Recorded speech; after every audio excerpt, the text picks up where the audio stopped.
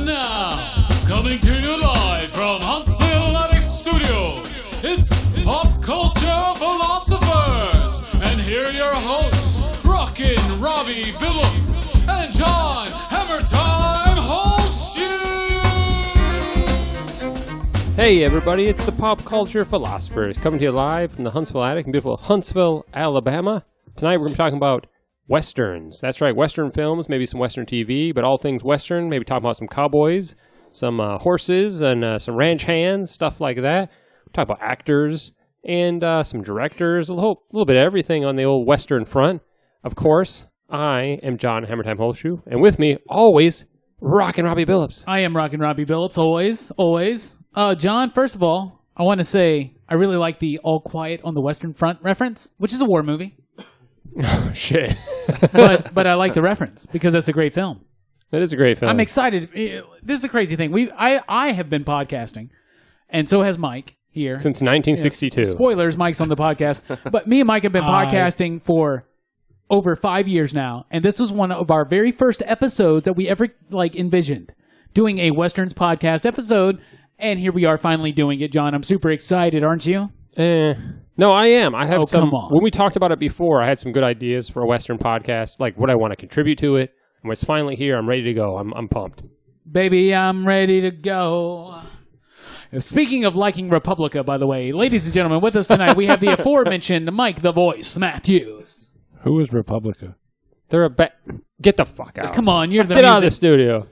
Also I with know us, good music, not bad music. Speaking of bad music, we have with us Justin Goldsmith. Oh, I got the shitty intro. Well, it's just so I go with what I got. I'm going to fuck the podcast up now Yeah, you're going to fucking sabotage it. with this terrible whiskey. Thank you guys for being on the show. John, I'm super excited for Westerns. I am too. I love Western films. I love Western. The thing is, there's some great Westerns or traditional Westerns. There are also some that break out and they're, comedy Westerns or sci-fi Westerns. So I'm excited to talk about it because it covers a lot of area on film and on TV. But what I want to start off is, let's kind of start off with what is a Western, what defines a Western. And I'm going to kind of give you the book version, and then maybe we'll go into it a little more and discuss and pick that apart. So a Western film, primarily set in the later half of the 19th century in the American Old West. So it's usually a nomadic cowboy or gunfighter, often riding a horse. And they typically you got the stereotypical cowboy. You know what I'm saying? He's got the Stetson hat and the bandanas and the spurs and buckskins. He's got cowboy boots. You know what I'm saying? It kind of fits that when you think of a cowboy. You know what I'm saying? And they usually include Native Americans, bandits, lawmen. There's usually bounty hunters, outlaws. You got soldiers a lot of times because it will deal a lot with the Civil War era. And then you've got settlers and farmers and ranchers. So that's kind of the whole thing. It's often, you got the vast wilderness, and it's him against the wilderness and the rough terrain. And then he or she is either stopping bad guys, or they are the bad guy, or accidentally kind of considered the bad guy. And I don't know. It's hard to pinpoint it because there's a very typical Western, but it eventually, as the films grew, they sort of didn't keep that pinhole. You know what I'm saying? That routine storyline. They evolved. They evolved. They did, and became more interesting stories. Goldsmith, what's a Western to you? It's kind of like the original American dream to me. Like you come to the country when it was fresh and new for us. Forget about the Indians. Sorry, guys. But Native Americans, excuse me. You go out into the wilderness. You stake your claim. This is my spot. Nobody mess with me. And I'll do whatever it takes to protect myself and my family. Whatever, build your own civilization, basically. That's what... Like Oregon Trail. Yeah. It's... I mean, yeah, actually. The Western movie is usually like some version of justice in one of those budding civilizations. I thought you were going to say Judd Hirsch for some reason. Judd Hirsch is in all those, hidden in the background of every film. Yeah, but it's kind of like the original American dream to me, a Western. I mean, not necessarily everybody wants to go around killing people, but it's that. They have their own piece of land, their own farm. Yeah. The dream of manifest destiny of expansion. Yeah. Yeah, I dig that. Mm-hmm. And they do, yeah, some films deal with that, especially, what's the one with Tom Cruise and Tropic Thunder. Nicole Kidman? Don't they actually, what's the one where they come? Oh, yeah, Far and Away. Yeah, and they're, Far and Away. right, aren't they Irish and they come to the U.S. and they want to get a piece of land? It's very much that kind of that whole concept. What about you, Robbie? What's a Western to you? Well, to me, there are 3, maybe 3.5 definite definitions to me. First of all, a rebellious anti-hero. That could be your cowboy, it could be your ranger, it could be your Native American, it could be your bad guy, depending on who you want to focus. What about Fievel Goes West? Exactly. It's a mouse. That? It could be a mouse. It could be a mouse. It could be a rebellious anti-mouse. Man, I forgot about that movie being a Western. Number 2 is open landscapes. Sometimes the rugged landscapes, but still like open, expansive.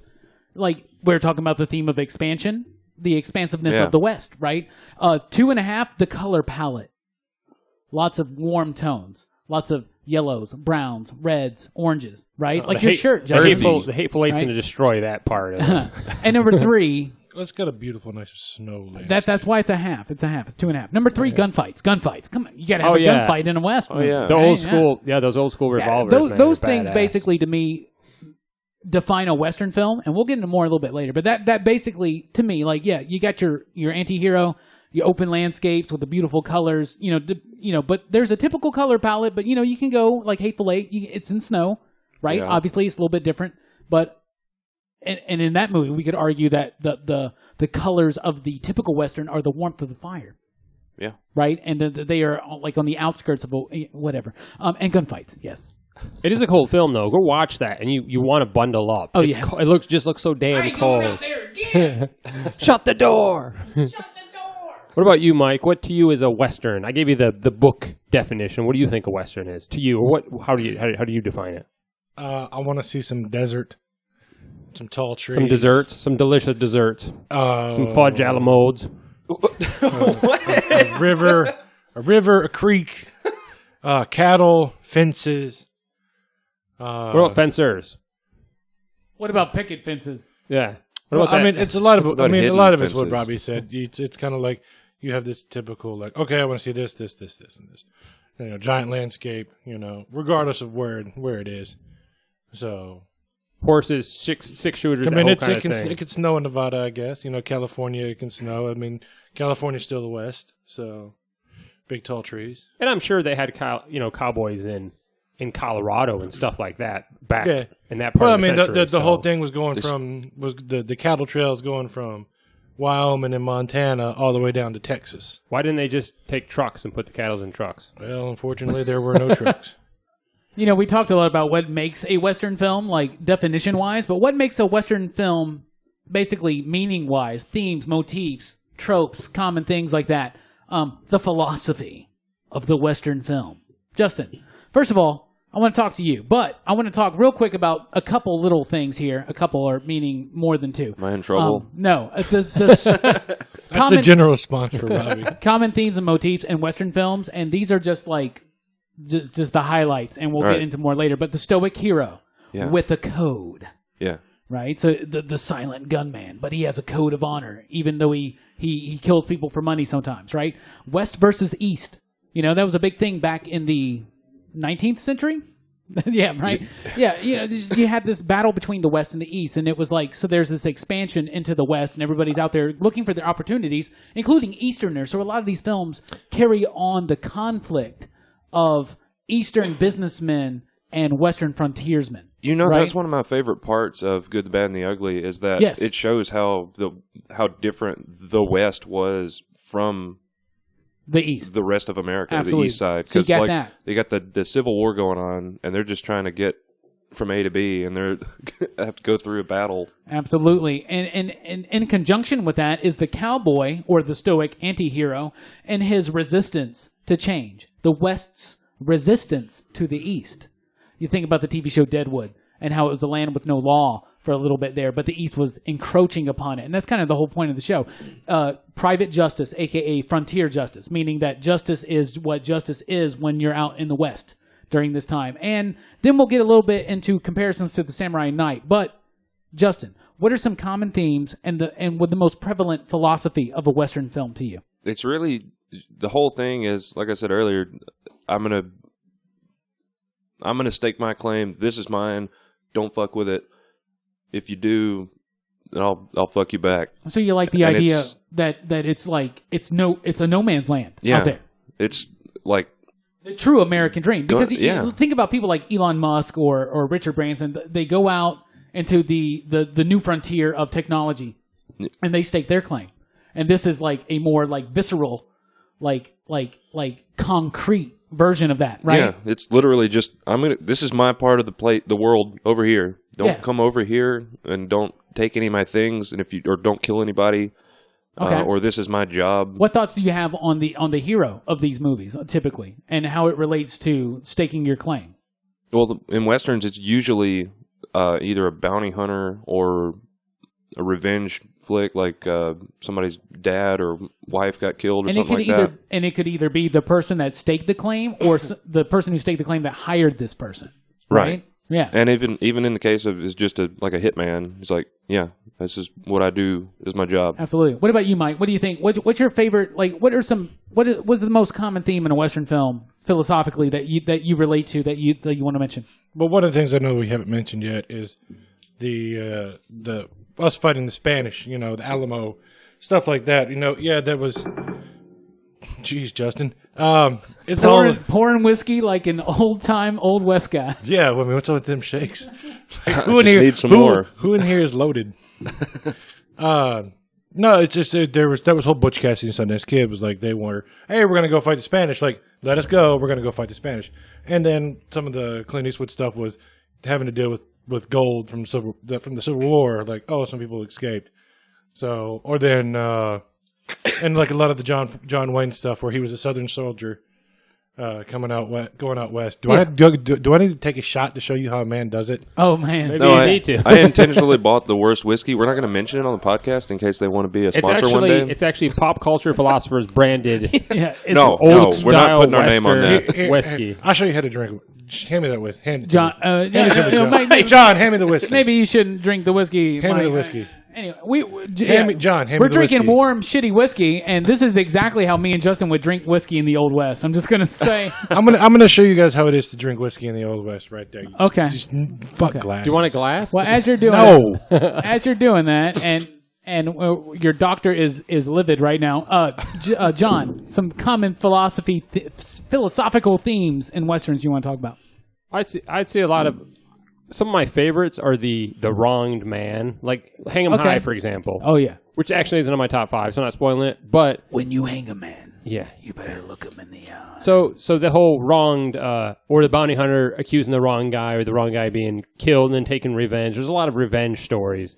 Revenge and is again, good. revenge talk wronged. to me. Talk to me real quick about how the revenge story leads into the frontier justice, the private justice of the hero of the typical Well, western. I was gonna say real quick. Sergio Leone said, "I think about the frontier. It's their life has no value because it's Well, life does have a value though, because these guys have a code, right? Like no, not all of them. Not all of not them. all of them. But Most a of the lot bad them, guys don't. But like for instance, the good guys do. heroes Well, the hero, pretty much have a code. no, because sometimes the heroes are total assholes Sometimes with they no are. code. And sometimes they have a code, and the code is even just the one they love.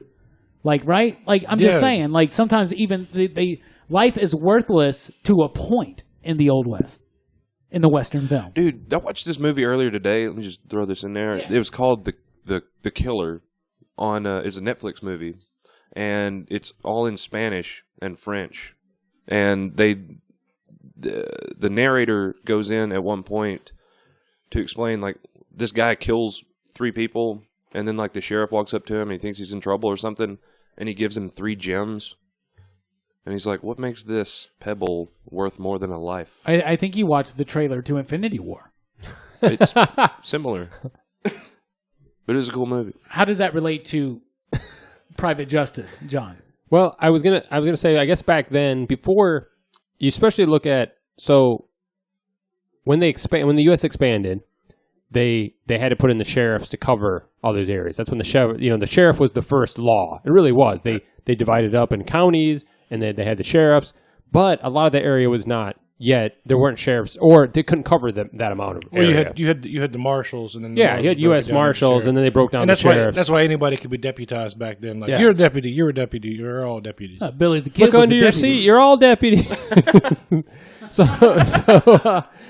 So I think there was a lot of justice that people felt that the law wasn't taking care of them or wasn't proficient enough to cover that area. Yeah, but even more in particular to Yeah. the revenge thing. So, like for instance, like there is a court of justice even back in the 1800s, right? There was, and so like say like your typical action hero or the person who hires this Western hero, like they're wronged and they're going for revenge. Now, within the legal system, even at that time, it wasn't cool to go and just like shoot somebody down because they did you wrong. Yeah, well, a lot but of in times, the West, it yeah. kind of was. But there's a lot of movies too where they're just trying to bring the guy in. Like Yeah. this guy wronged me. Okay, I'm taking I'm him gonna- to Old Miller's Creek, and we're gonna hang him. I know or how try him and hang him. I know how Right, much but I know how much you love America, John. So I'm going to ask you this question because an American hero is Wyatt Earp. Is he not a criminal? To a degree, I mean, 50-50. But is the point of these movies, I guess, is to make us relate to criminals, kind of like gangster films in a way? Well, that was the whole thing because it's always about murder. It's like you killed this guy in cold blood. You killed this guy in murder. I'll watch you. You murdered this guy. It's like no, he drew first. So that like So it was justified. It's justified, and the mere fact that he could have not even drawn, like he could have just went to pull. You're telling me that doesn't tobacco out. happen currently, this day and age in Yeah. America, where I'm people saying it does. That's draw why on the people. gangster film, Yeah. crime, a lot of Western films are basically just Old West crime fiction films, right, Justin? Yeah, you just blew my mind. I mean, they really are. Justin, what do you got to speak to me about the Excuse me? resistance to Speak to him. change? The West's resistance to change, how that affects these movies, these Well, westerns. Have any of you guys played Red Dead Redemption? Well, I was Yes. gonna say this is a great example of the Wild Bunch.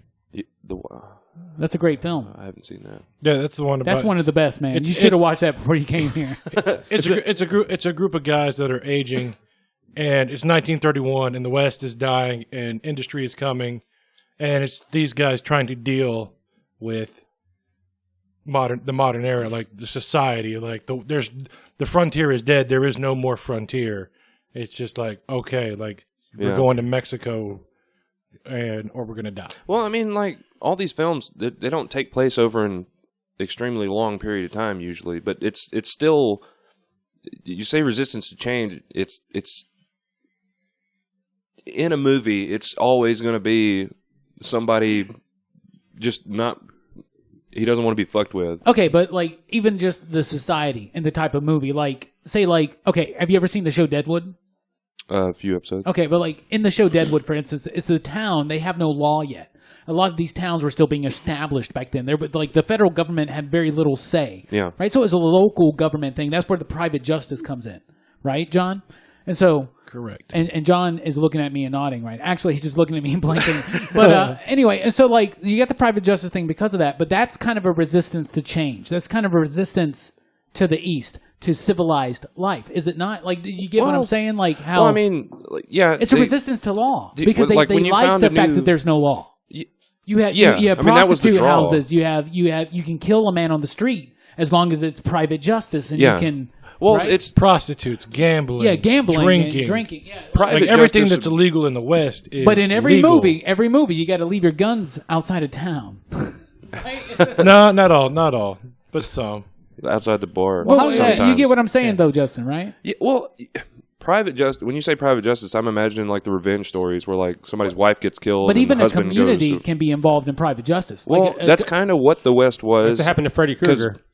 Like, Wait, look at Seven Nope. Samurai. That's a whole town that wants Was- these guys, right? Did I say Seven Samurai? I mean, Magnificent Seven. Same thing. was it the U.S. Marshals that appointed sheriffs yes. in the? Yes.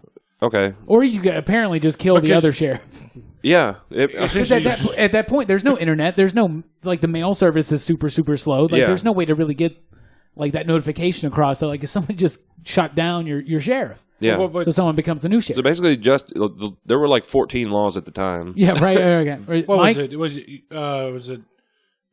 Perfect example, and as 100 Ways to Die in the West or Million Ways to Die in the West. Million ways. We're talking about this. Doesn't he become sheriff because nobody's sheriff?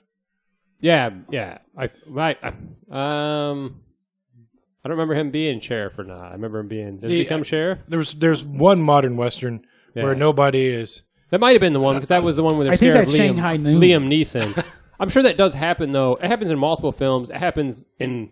I mean, that's what I'm thinking. I might be thinking of also support your local gunfighter or sheriff. It's essentially the idea is like, hey, something's going on. Where's the sheriff? Sheriff got killed. No one wants to be the sheriff. Sheriff got killed 3 weeks ago. Nobody wants to be sheriff. All right, we're super It's like, low on I'll do it. We're super low on time for this segment, so there's a lot more we could get to. But real quick, I want to talk a little bit about the comparisons to the samurai and the knight, because like we were talking about that code of honor, we were talking about private justice, we're talking about the resistance to change. These are themes that are also played out in very popular samurai films and stories about like Arthurian type knights, right? So like the Mort de Arthur by Sir Thomas Malory was a direct reference to Shane. And of course, that's a poetic retelling of the legend of King Arthur, right? And all the knights, right? And so they have a code, but they don't do good things. Like even these stories of knights and samurai, right? So Akira Kurosawa had a lot to do with the American Western, right? It influenced like so much. Yojimbo is Fistful of Dollars. Yeah. You know, Seven Samurai is Magnificent Seven. And it goes on. And there's a lot of that. Like, how does the samurai and the knight correlate to the Western, John? Well, the knight in particular, because they both had horses. So I think I nailed this one. Well, the samurai had horses too. Yeah.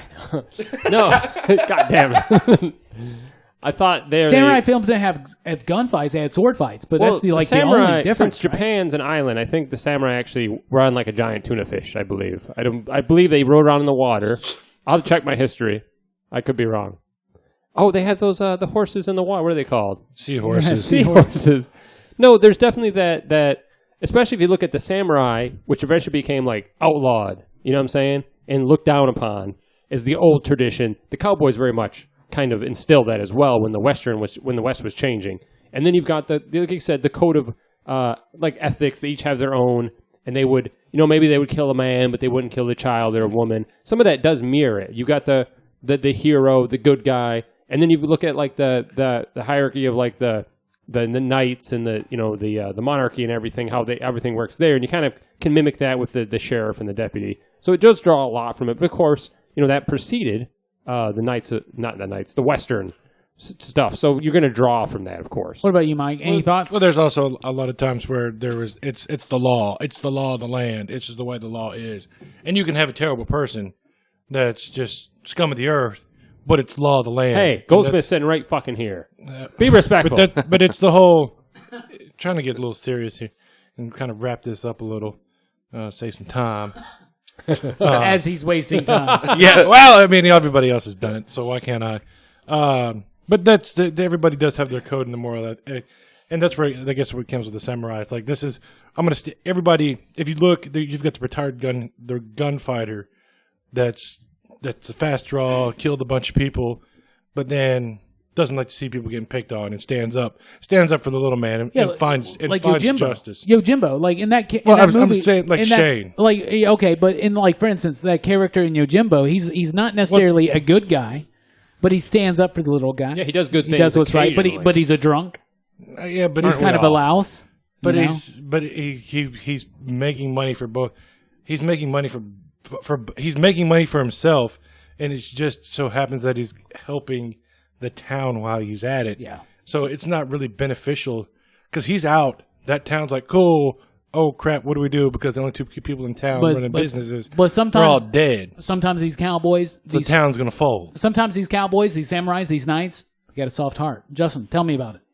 I mean, talk about soft hearts. Talk about soft penises. Go ahead, Goldsmith. Jump in. Oh my God! What a pivot. Knights and samurais versus cowboys. Cowboy, ninja, Viking. Not versus, but how they relate. Okay, so like knights and what samurai. What if they fought though? I'd like to see that. Cowboy, ninja, Viking. Yeah, I just got a gigantic, huge, great idea that I'm going to tell you guys about in the break. Samurais and what was it? Knights. Knights. And they have a code. They all have a code. I don't think you watched you were talking about. I earlier. sent this rundown super early. Yeah, I'm looking at it right now. They have a code. Like so I've been in the hospital for a whole entire week and still know more about you. They have a code. So you're telling us they have a code. It's basically laws. Okay. And cowboys have laws. It's that simple. Alrighty. Cowboys have laws and codes. Speaking and of cowboys and laws and codes, so earlier before we started the show, or as we were starting the show, anything that happened before the show you're not aware of. We were talking about some of the great. I said we're going to talk about some of the great actors, and there are some great Western actors, especially some who reprise the role. I mean, there's some people who have been stereotyped as a Western actor. Look at Eastwood. He was great, and then he didn't want to just continue to do that. And actually, I'll bring up Adam West, because Adam West changed his last name to West because he wanted to do spaghetti westerns. And then he ended up becoming Batman and kind of got thought of as Batman. Poor Adam West. What was his actual last name? Because I can't remember. Adam Weskolowski. Well, that's coincidental. He just shortened it. Nobody messes. But anyway, with there's Adam some Skolowski. there are some great actors who are iconic as cowboys. So, who are some of the actors that played cowboys in Western films that stand out to you, Goldsmith? Well, or some of your favorites? Of course, Clint Eastwood. Yes. But Sam Elliott, man. Oh, yeah. What a mustache. He's in Tombstone. Yeah. And that mustache. He's got one of the great American voices. I think it's mustaches. And mustaches. He does. Yeah. Having a great American voice and mustache. Yeah. It's like him and Tom Selleck with the mustaches. Tom Selleck's voice is okay. Yeah. I Sam heard, Elliott, that's a good one. Sam Elliott is great. I heard he runs a carnival now, and he just gives mustache rides. I'm sorry. I'm sorry.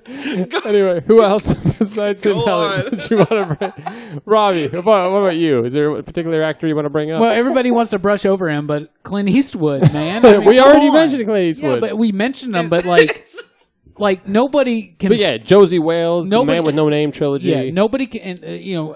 What's the Hang 'em High? Hang 'em High. Unforgiven.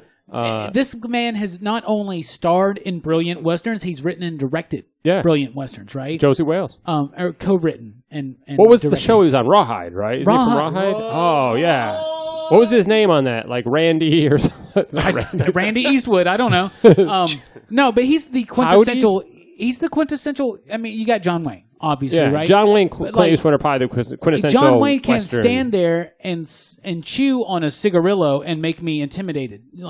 Clint Eastwood can. But I also want to mention Timothy Olyphant. Because, first of all, I have a huge crush on Timothy Olyphant. He does. This is true. But his performances in Deadwood and Justified, which is a contemporary Oh, Western, yeah, it really is. man. I'm going to watch that when I finish Man. Silicon Valley. Which one? Justified? Yeah. It's on. You got Amazon Prime? No. It's on Amazon Prime. Well, there you go. It's on a service it you HBO don't or have. Showtime? It was on HBO. It was have HBO. No, it was it's probably FX. on there. FX. It was an FX. Oh, show. Justified. I was thinking of Deadwood. Deadwood was an HBO show. Yeah. Maybe I'll watch that next. Both of those are on Amazon Prime. No sponsorship. We're looking. No, Timothy Olyphant. He's got the intensity. He's got the best Western actors to me. I thought you said ass. Best Western ass. The best Western ass is Timothy Olyphant. But what does Kevin Smith think about him? I don't know. But to me, you got to have that quiet reserve. You got to be able to show me with very little facial emotion, a lot of emotion. And I know that sounds... Speak softly, carry a big stick. Yes. Isn't that what was that Teddy Roosevelt? Like nobody shows like frontier frustration like Timothy Olyphant to me. Then maybe Clint Eastwood. Clint Eastwood. But he has to chew the cigar. What about you, Mikey? Is there an actor that stands out in your mind that you really like that you'd like to bring up, talk about who's an iconic cowboy? Well, we Or cowgirl? Well, we're not. I don't know if we've covered this or we're going to cover it, but I want to bring up two, and that's the singing cowboys, the Gene Autry and Roy Rogers. Not the guy in the underwear that goes around New York. Not that guy. Well, neither of them have naked that same cowboy. name. Oh, that's the naked cowboy. I'm sorry. So, man, John's not taking shit serious tonight. Yul Brynner, Gary Cooper, dude, fucking Yul Brynner is amazing. James Stewart, Charles Bronson. Dude, Charles Bronson. I don't understand why you guys are sucking Clint Eastwood's dick over here because the main star of those films is fucking Lee Van Cleef. Oh, Lee Van Cleef is amazing, like, actually. Fuck. Yeah. And one of my personal favorites that's been across everything is Lee Marvin. Is Lee Van Cleef the colonel He's the colonel. Yeah, he's in Angel Eyes. two of the $2 movies. more. Yeah. He's the bad guy. He's Angel Eyes and Good, Bad, and the Angel Eyes, Ugly. Good, Bad, and Ugly. He's also in Escape from New York as the bad guy. You're saying he's the star of the trilogy? Yes, He's he's in- the bad guy in Even Escape. though he's my only God. in 2 of the 3 films. He's great, though. He is phenomenal. No, he's in all 3. He's in all 3. He's also got something like How the West Was Won. He's got a River Pirate cameo. Yeah. Like- he's in a like- lot of he's in a cowboy lot. He's in a films. lot of cowboy Western films. I say, yeah. What about you, John? You want to continue sucking Eastwood's dick along with the rest of us? I'm going to mention one we haven't talked about yet. Clint Eastwood. So, We're Clint Eastwood, specifically talking about Marty McFly. Jack Palance. The great Jack Palance. Oh, yeah. Nice. Jack Palance is great. And then one we didn't bring up that he hasn't been in a lot of Westerns, but he's great in the 2 Westerns I can think of him being in. It was the True Grit remake. Jeff Bridges. And From Hell to High Water. If you have not seen that, he's great in it. I was waiting for somebody to Jeff, mention that. yeah, the great Jeff Bridges. And if you haven't seen that one, and I feel like most people haven't seen it, it's him and Chris Pine. But it's amazing, is it not? As him as the It is a is. U.S. Marshal? It is a Marshal. No, he's a Texas Or is he- Ranger. He's a Texas Ranger. Nobody really mentioned John Wayne. I figured You you did. said John Ray when we were talking about I it. mentioned It's this, just but kind of barely. a given. I said Ray, Yeah. by the way. Like Western, that's so. Yeah. It's kind of like Clint Eastwood and John Wayne are the 2. Yeah, but I Eastwood's probably just do. got an Yeah. intensity about him, man, that nobody else does sometimes, the except for eyes. Timothy Olyphant. I think the And Eastwood he's got, thing. and Olyphant has better hair and better politics. I go with politics. I don't know about the hair. Hey, do you have Also- any more on your list? Because I kind of was laughing through Oh, mine. I was please, going to bring up please jump Harrison in. Ford and Daniel Craig in that crappy movie, Cowboys vs. Aliens. Oh my Oh, god, Jesus. it's so bad. It was just really cool to see them as cowboys together. Both great actors too. Shitty movie. Real quick, I think I might say his wrong name. I'm sorry. Eli Wallach. Who the fuck? He's the guy that plays Tuco in Good and Bad and the Ugly. Oh He's yeah. in so The- many other the- things too. The Ugly, you mean? Yes, the Ugly. That's some great actors. We're gonna actually take a little break. When we come back, we're talking about our favorite Western villains right here on Pop Culture Philosophers.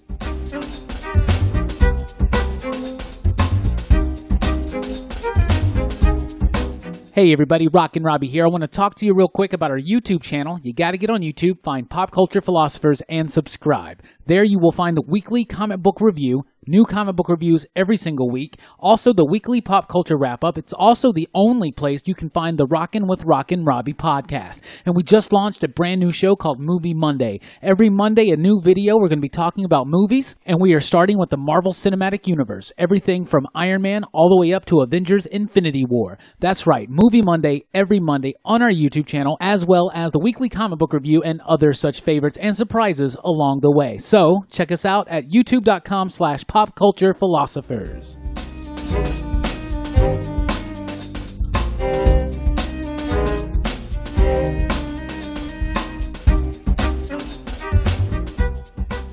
Welcome back to Pop Culture Philosophers. We're talking about Westerns, and we just talked about our favorite actors before the break, and now we're going to talk about our favorite villains. I'm going to start with Mikey.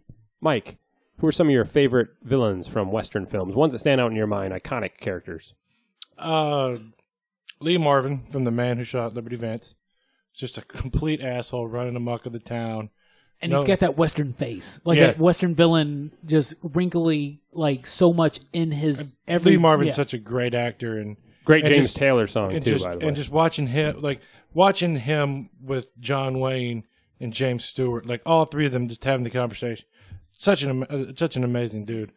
Jack Palance and Shane is the other guy that's quick draw, that's just cold, and like killed the guy in cold blood, and it's like he drew, and it's like no, Jack Palance is just baiting the guy the whole entire time. So finally, once he pulled the trigger, once you went for the gun, it was justified. It was justified. And then the one that we talked about earlier, I'm pretty sure Rob is Lee Van Cleef, like the perfect bad guy. He's got that rat face that's so perfect for a villain. Yeah. But then when Fantastic mustache, once again. but then when he's a hero, it's just like he's like just an amazing actor all around.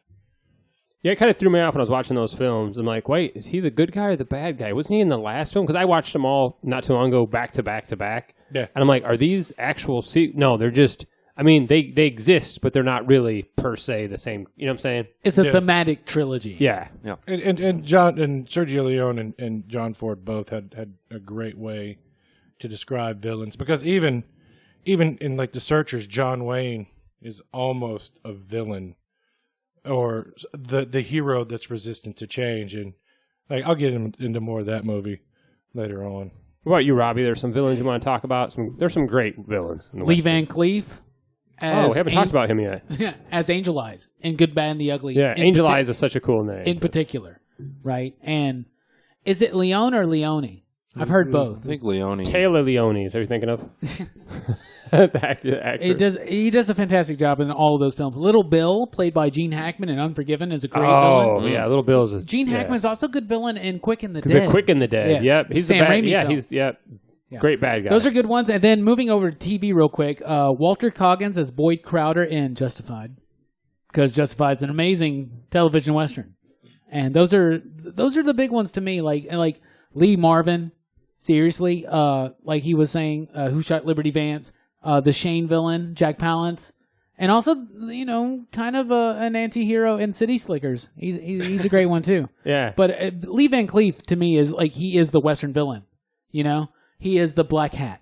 But you do not sleep on Gene Hackman's performance in Unforgiven because it is brutal. I know we're going to get to this eventually, but there's so many, like the 50s, to go, like they seem kind of boring and stupid now when you go back and watch a lot of the There's old. some great character actors as the villains, though. But like when you go back and watch the old TV series, like so many, like Charles Bronson and it's either Rawhide or Gunsmoke. I think it's Rawhide is like a terrible character. Just like he is just a great villain up against Clint Eastwood, and it's nice because you're watching. Rawhide, then. Yeah. You're watching Clint Eastwood versus Charles Bronson, and it's just like that's so cool. He's definitely got a villain face. Yeah. Talk about villain faces. Goldsmith. Hey, I'll do it. Do you have any villains you want to talk about, speak up on? Lee Van Cleef. Yeah. Oh, yeah, I've heard his name before. One of my favorites, you guys are going to laugh, is Dr. Arliss Lovelace from Wild Wild West. Kenneth Branagh. That's so funny. But yes. You see the guy that's got the big spider machine? Yeah. It's a great performance. I though. didn't think It it was is. great. Actually, the whole cast is great. It's just not a good film. It's a good movie. How about Candy from Django Unchained? Yeah. Oh, Yeah. That was what I was going Is to that write down Leo's earlier, and I character? forgot. Yeah. Doc- Leo DiCaprio. Yeah. Is it Dr. Kid? No, he's not a doctor. His last name is Candy, though, because it's Candy Calvin Land, Candy. right? Yeah, Yeah, Calvin Candy. Candyland. Yeah, he's a great Calvin one. Candy, okay. Now, so you have my attention. He chewed up so much scenery in that movie, but I never cared. Like, it was just so amazing. Yeah. Like, he just hooked you in. You had my curiosity. Now you Now have you have my my attention. White cake. Javier Bardem from No Country for Old Men. Oh, yeah. Absolutely. Anton, yeah. Yeah. Yeah, kind of a modern Western, but you're right. Yeah, definitely. What about you, John? You guys said them all, so eat a dick. No, you brought up a bunch of them. I wrote down ones I wanted to talk about specifically was Gene Hackman from both Quick and the Dead and Unforgiven. Nice, we talked about nice. that. But one who still scares me to this day and is one of the scariest villains of all time, in my opinion, Biff. was the man in black, Mad Dog. played by Yul Brynner, which he spoke about Yul Brynner earlier in Westworld, the original Yeah, Westworld yeah. film. He's so scary as the psychotic robot cowboy that's stalking everybody. And seriously, that movie scared the shit out of me as a kid. Hard to believe that's the guy from The King and I. Yeah.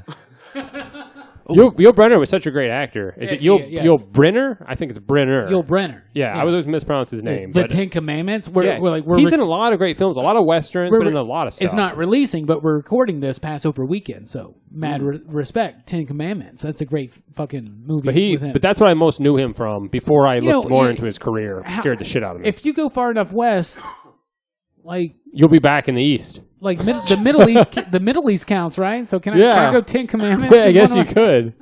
Where do you draw the line? One more I meant to bring up that I nobody, guess like the Meridian line. Technically, there is a line. I think the Pacific Ocean. nobody would ever bring this up ever, but the Graboids from Tremors 4 Back to Perfection. Nice. That is a western. Have you watched that? God damn it! Of course not. Once they got legs, I'm like, I'm out of this. I'm out of this shit. I've watched what was that movie called? Tremors 4. Tremors 4. Back to Perfection. So you've watched Tremors 4, but you haven't watched The Wild Bunch. Jeez. Exactly. Speaking of Tremors 4, Hold on, real quick. Sorry to interrupt, but we forgot about to talk about one of the few men that actually shot and killed John Wayne, and that's Bruce Dern. well, Everybody, we went to you first, homie. yeah, I know. But I just wanted to bring it up, but it was the fact that a lot of people remember him from The Burbs. but another classic Western star. Nebraska. So, Who was he in The Burbs? Yes, he's that older he's the gentleman, old right? military The small guy. He's in tons of stuff. Yeah. Okay. Great supporting actor around. Oh, All yeah. right. across the Speaking board. of the Burbs, and speaking of what was the movie? you were Tom talking Hanks. about? Tremors. Tremors. 4. Sci-fi westerns. So the western. Okay, so you get the idea that it's set in the Old West during the 1800s, early 1900s, maybe during the Civil War. You got the stoic hero, you got the samurai comparison, you got the resistance to change, you got the private justice, you got the West versus East.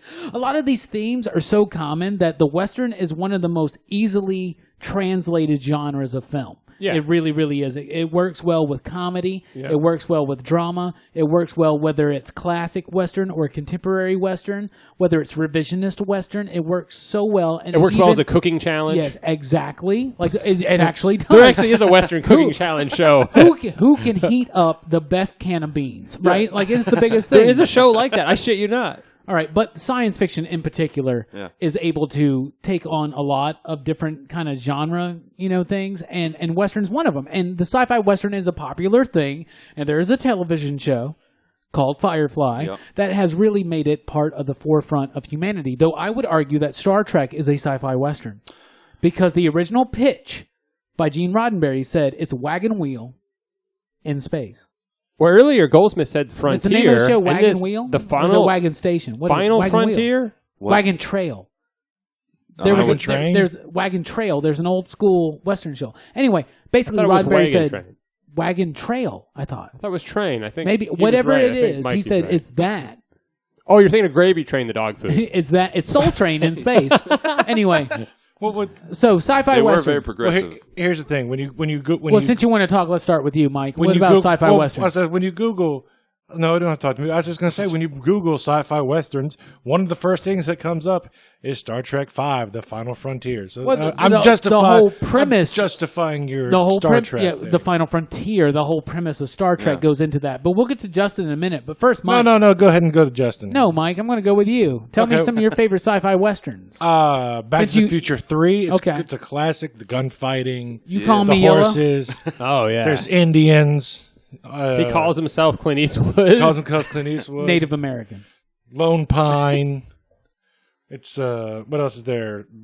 Firefly, Serenity, the Star Trek, Tremors, Book of Eli, post-apocalyptic. Yeah. Oh yeah, a lot of the Oh, post yeah. you're right. That really counts. I Am actually. didn't Legend think about even could that. count, man. Absolutely. We said it before, but it was what Aliens versus Cowboys versus What a Aliens. piece of shit film. So Speaking of piece of shit film, what about you, John? God damn it. Great cast though. It's such a great cast. Yeah. Such a mediocre film. I said piece of shit. I've moved it up to mediocre. And a great director. So he talked about Back to the Future already, but Back to the Future 3 is amazing. Westworld on HBO. Obviously, there was the film Westworld. Now there's the show Westworld. But what a great combination of science fiction and Western. This is what we're talking about. I forgot the other. It's I really do love the show.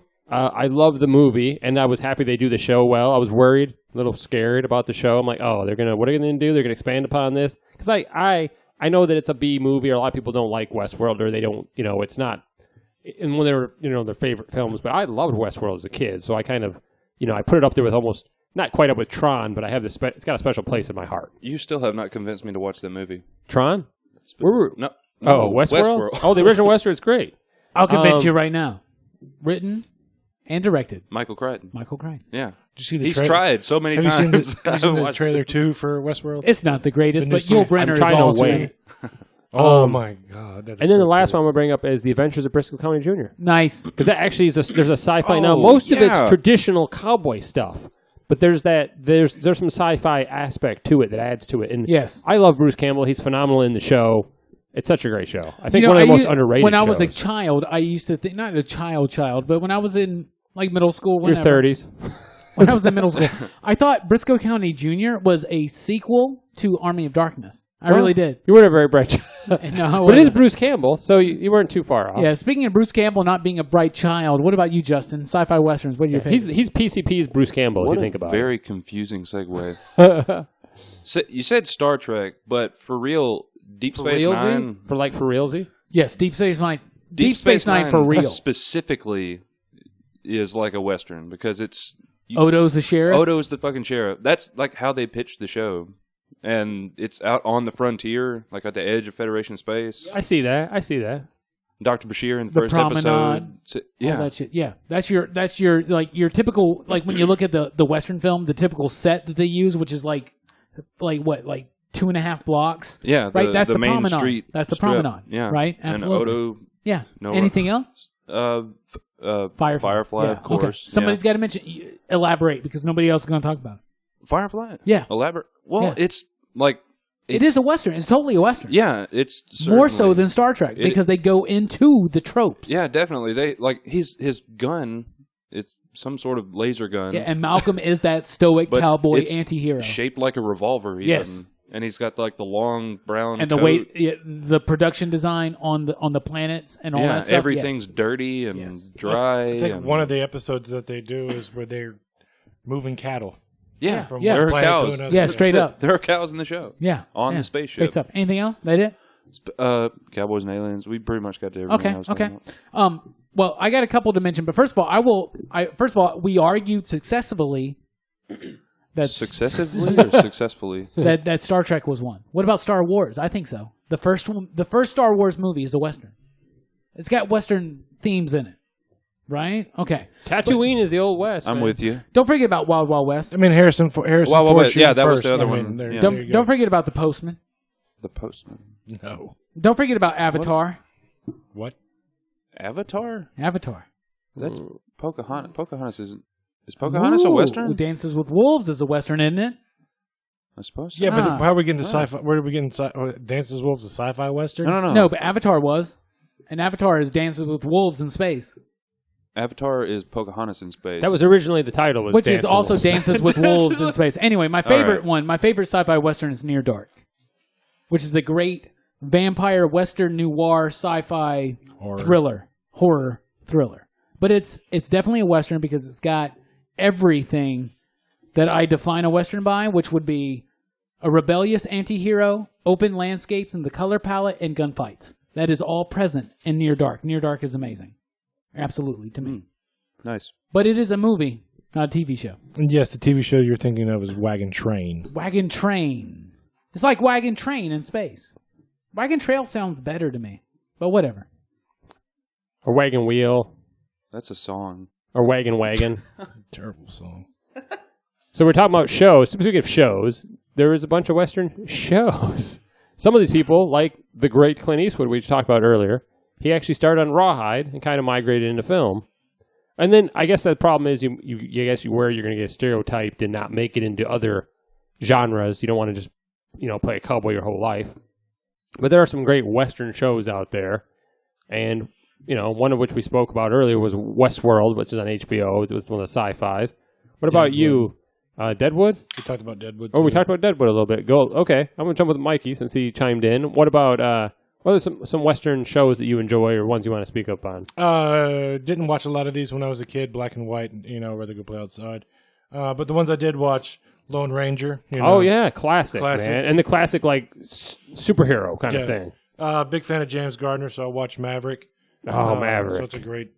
I forgot about Maverick. I didn't even have that on my list, and I forgot. That's a good about it. movie, too. The Rifleman and Branded, two classics. So apparently all the kids from that movie where they go looking for a dead body. Stand by me. Stand by Me. Their favorite show was Have Gun Will Travel. So Yeah, I like that one, too. I do. But yeah, so I mean, it'd have to be Maverick and the Lone Ranger. That would probably. Oh, and Zorro, if that counts. It does actually. Oh, The 100%. deal. Yeah, I remember watching that when I was young. I watched the shit out of that. Now that I remember it, I watched the shit out of some Zorro. That's one thing I watched. A lot of Zorro when I was a kid, and Three Stooges for some reason. I don't know why it's coming back to me. Like those are the shows in black and white that I watched. Three Stooges did some Westerns. And Mr. Ed, if that counts as a Western, because he's a horse. But Goldsmith. He was also very rebellious and quite the anti-hero. Yeah. And he rode a And horse. he fought against the East. It'd be great if he rode another horse. What's it called? Anyway, Goldsmith. It's the same thing with Flipper. TV shows you want to talk about. Because you're probably our TV guy on PCP. Yeah, well, Because you've been on TV. You really have been. I have been but on he TV. fails at westerns. No, shit. We talked about Firefly. We talked about Deep Space Nine. One show that we haven't talked about that was my favorite Western as a kid was F Troop. Have any of you ever seen that show? No, but I've heard of it. There were. Now that you've heard of it, you've seen it. It was. I've seen a couple episodes. I think he's familiar with it. It was so funny. It was a really. Let me read the. Is it like the Hogan's Heroes of Westerns? Kinda, yeah. Yeah. An accidentally heroic That's a and good one. chronically inept Wilton Parmenter is given command of Fort Courage, Kansas, a dumping ground for the Army's least useful men at the end of the Civil War. And it's just these guys it's kind of like Gilligan's Island in the Civil War. It's really funny. So they're stuck on a base they can't get off of? Yeah, because they're in the Army. They can't leave. I guess technically. Damn, that got deep. I had to Google it real quick. Y'all remember watching Mama's Family? Mama's Family. They Remember, got the it's Colonel. Ken Berry. Ken Berry. Yeah, is Ken Yes, Berry. yes. Yeah. Her Yeah. son, Her son. right? Yeah. He was the main Or the guy. captain. He's the Yeah. main guy. He's also in in the Gomer Pyle series. He really is. Yeah. Yeah, it's kind of that's the perfect. It's kind of like the Gomer Pyle, but in Civil War time. Yeah, the exactly. frontier, yeah. It's like they all suck at what they do, but they keep accidentally doing great gonna things. bumble into and it. I also noticed that Larry Storch, the main guy, Corporal, I forget his name, he's still alive. He's 95. Holy Ooh, shit. nice. A young 95. Maybe he Vibrant, listens vibrant. on the show. I would love to meet with him. Timothy Dalton. Yeah. Well, okay. I have nothing to go from Go there. out, watch it. F Troop. F Troop. F as in failure. Yeah. Speaking of things that. What? I was going to say things I want to F, and then I was going to come to Robbie, but that doesn't seem right. Yes, it does, unfortunately. Robbie, you have some TV shows you want to talk about besides Firefly? Firefly's not on my list. Okay. I've actually... Firefly has de-appreciated for me in my life. Depreciated? Yes. De-appreciated. I like that better. Okay. But it's... I You like still it. enjoy it. It's not the same caliber you Yeah, once I like it. rated I like it less and less. But I understand what Robbie's talking about, and it's kind of like, it's no surprise to anybody who's been paying attention to me this episode. My favorite TV Western is Justified. Because Justified, yeah, it's contemporary. And you got a crush on Timothy it's- Oliphant. I do, but it's set in Kentucky, but it's still very much a Western. Oh, yeah, I've seen yes. only a couple episodes in it. You're right. Yeah. It's a modern day Western. Oh, speaking of my crush, Timothy Oliphant, Deadwood is another one. Like, I love that show, but it doesn't have... HBO. Yeah, it doesn't have an ending, but it's a great show. And seriously, it's not a series, but it's made for TV. Lonesome Dove. Lonesome Dove is amazing to me, man. Like with Robert Duvall, Tommy Lee Jones, that movie, that made for TV movie miniseries it's great. is so good. Great music, great performances, a great story. Danny Glover, Tommy Lee Jones, What's the dude from what's the show? Buck. No, don't know what's what the show you're that the dude is imagining. in? God, what is his name? And it's an 80s TV show. Spencer for what? Spencer for Hire? Yes, Spencer for Hire. What's that dude's name? He's in Lonesome Dove. Ricky Spencer. Schroeder. Ricky Schroeder's in Lonesome Wait. Dove. That's Silver Robert Spoons, Urich. though. Yes, Robert Urich, who passed away like when I was a child. I remember that was a big deal. But Lonesome Dove is amazing, man. But Justified, that movie or that TV series is so good, and it's such a great modern contemporary. That's redundant Western, and it's such an amazing show that it justifies itself. Well, here's the one thing too about Lonesome Dove for all our listeners that do not like westerns, and surprisingly, you're still listening. Yeah, this far. But like, if you don't like westerns, seriously, just knock out Lonesome Dove over like 2 or 3 day time frame, and it's great. What about you, John? Oh, let's see. I think we covered some of them. So Rawhide we talked about briefly with Clint Eastwood. We got to start young Clint Eastwood too. He's like 12, not that young, but maybe he's in his early 20s. Bonanza, of course, Gunsmoke. Those are probably the most famous ones. We talked about Westworld, love Westworld, but one we didn't bring up because we brought up Firefly was an anime, which is Cowboy Bebop, which is nice. I mean, it's a Yes. sci-fi. They're bounty hunters. It's straight got up- cowboy in the goddamn name. Yeah. Speaking of anime, Outlaw Star is a Western. Yes, Outlaw Yes. Star. and even better. Trigun. Yeah, Trigun's also yeah, Western. Yeah, Yeah. All right. So that's something that the anime has done a very good well, obviously you're gonna It's all nice the to genres. see. It's nice to see what the Japanese creators think of the Western, because we took the Western from their samurai films, and it's nice to see what goes back. It's like you get what I'm saying. It's like Kurosawa did these films, Love and Peace. Yojimbo, Seven Samurai, Hidden Fortress, and then we adapt those into Westerns, and then the Japanese take the Western trope and adapt it back. yeah. And it's really interesting to see. And it's really funny. We haven't mentioned it. We mentioned the director, Sergio Leone, but Clint Eastwood, Man with No Name trilogy is Italian. Yes, spaghetti westerns. Yeah. We haven't I didn't mentioned even that create yet. the spaghetti western, but definitely some of the most famous spaghetti Yeah, obviously westerns. they're called spaghetti westerns because they're done by Italian directors, mostly. Yeah. Is that sort of offensive to say spaghetti western? Not in the 60s. What if you say lasagna western? Lasagna western. Not in the 60s. Speaking of the 60s. Pierogi Western. Speaking of the 60s and the spaghetti westerns, I'm sure we're going to have a lot of answers from the spaghetti westerns on this little segment here. Music. Movie music is always one of the most important things ever. I'm the music guy. I love talking about film music. It's like, if the music in a film is not good, That can ruin the film. You can have a great cast. The great film is script. terrible. It's Yeah. terrible. It's terrible. It's terrible. Guys, the best movies have the best music. So Westerns are some of the best movies, and they have some of the best music. It's just like horror movie music to me. In a Western, I love horror movies because you're able to do atmosphere, you're able to do cinematography, you're able to do music, you're able to go do everything all at once, right? The Western's kind of the same way. It's meant to be dramatic, it's meant to be funny, it's meant to be creepy and mysterious, right? You get all this stuff that's able to put in, and it comes through the music. Yeah. So let's talk about the music real quick. I want to ask you, first of all, what's your favorite scores? It's what's your favorite scores in a movie? And if you want to talk about a particular theme, that's cool. If you want to talk about a particular TV theme, that's cool too. I'm going to start with John because we never start with John. I would say the '89 Batman theme. Oh wait, it's westerns. Westerns. Yeah, The one that's Gotham probably is gonna- totally East Coast, buddy. The one that's probably going to come up, and I'm happy you picked me first. We're all going to talk about it. Is his name? Is it Ennio? Ennio Morricone. Yeah, Morricone, who did the Man with No Name trilogy. Yes. But to me, that's the defines Western. I mean, even people have spoofed Western movies, have kind of tried to mimic that, or even people that are doing serious Western films have tried to use that style. I mean, it's just that I don't know. That's to me is the perfect Western music. It works well. Yeah. Wah, wah, wah. Yes. And it's subtle when it needs to be subtle. There's also periods in the movie that are very quiet in those films. Yes. But the music works, and it works. And that's why it works. Yeah, when 'Cause it works, it it works knows when to well.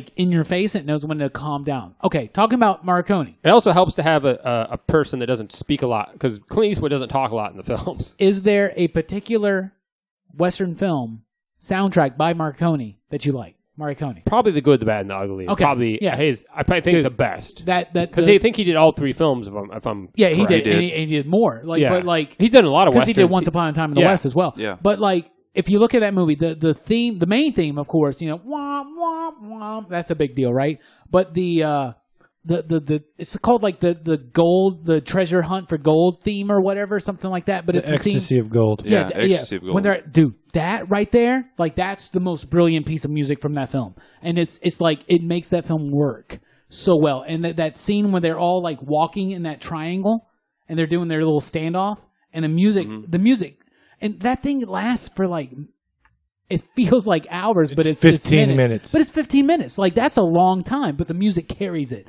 And Yeah. I'm glad you pointed that out. Apparently, from what I was reading, he had done all these scores for all these films. Yeah. Great composer. And He did the thing, man. And then when he did this film, he brought in his son. Had moved into music production by then. Yeah. Gotten a little bit older, so he Yes. brought in his son. So he worked with his son on these films, and I think that's the difference between his previous films Yeah. and that giving Okay. this new style. Again, Yeah. sometimes it helps to have some new blood, but again, it's very much him. But I think his son just brought something to the table. I don't know. It helps, man. Family. I think it's pretty awesome. Speaking of bringing something to the table and you don't understand it Yeah. quite Are we right. going to cut to an Olive Garden advertisement? Yeah, but it's family. If you're here, it's Justin, if you're here. It's Talk to me about- It's not the advertisement. talk to me. Ennio Morricone, man. This Good, the Bad, and the Ugly, Fistful of Dollars, and a few dollars more. A Fistful, for instance, that's the whistle theme. That is what a Western is to me. Yeah, those three. I tried to whistle. I couldn't do it. I was going to make a top 3 list, and there it is. It's those 3 movies. All Ennio by the Morricone. same guy. Yeah, What's really messed up is that Ennio Morricone did so many soundtracks over the years. He never won an Oscar. He finally won an Oscar for Hateful Eight, which also had a fantastic soundtrack. A great soundtrack, yes. That's my number 4 behind those 3. He is the Western soundtrack. Wait, he did Hateful Eight? Yes, yeah. he did. I didn't realize he came that. back. It's amazing. Quentin Tarantino brought him out of Convinced him retirement. Out of for that. retirement, yeah.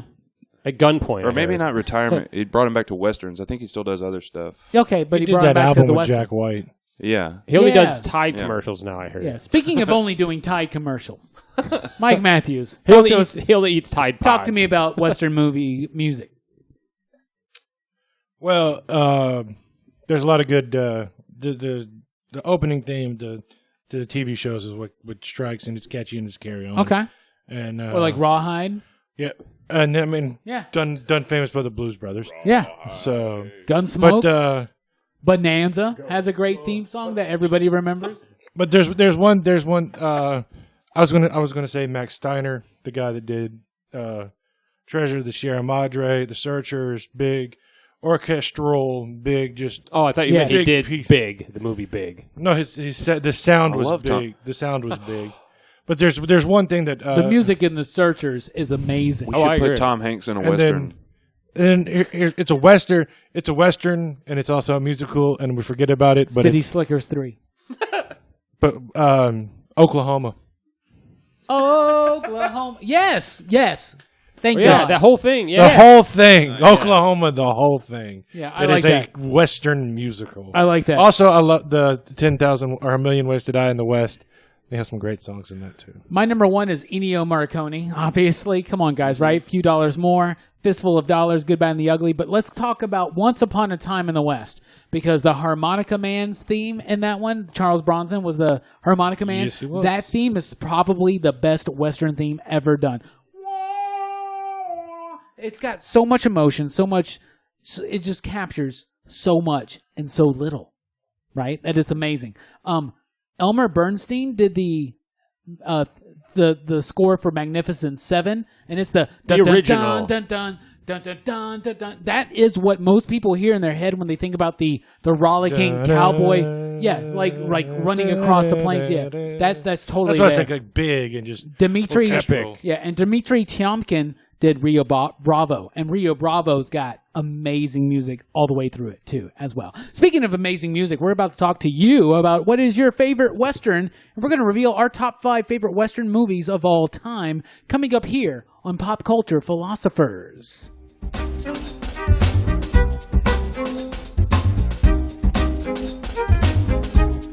Hey guys, Rockin' Robbie here for Pop Culture Philosophers. I want to talk to you real quick about our Patreon page. That's right, Pop Culture Philosophers is on Patreon at patreon.com/PCP. There you can help support Pop Culture Philosophers, the podcast, the YouTube channels, all that jazz. You can unlock exclusive content and join our community there, where you will get access to PCP After Hours. That's the podcast we do. After every single podcast, we leave the mics live for a while, and we release it to our Patreon supporters.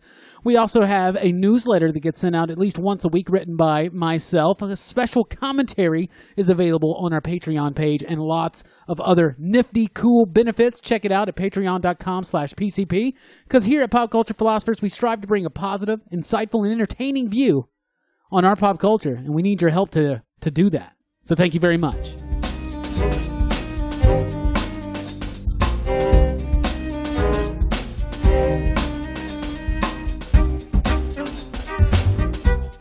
Welcome back to Pop Culture Philosophers. We were just talking about our favorite Western movie music. And now I think Robbie is going to reach out to the people on the old social media, the Facebooks, the MySpaces, the Google.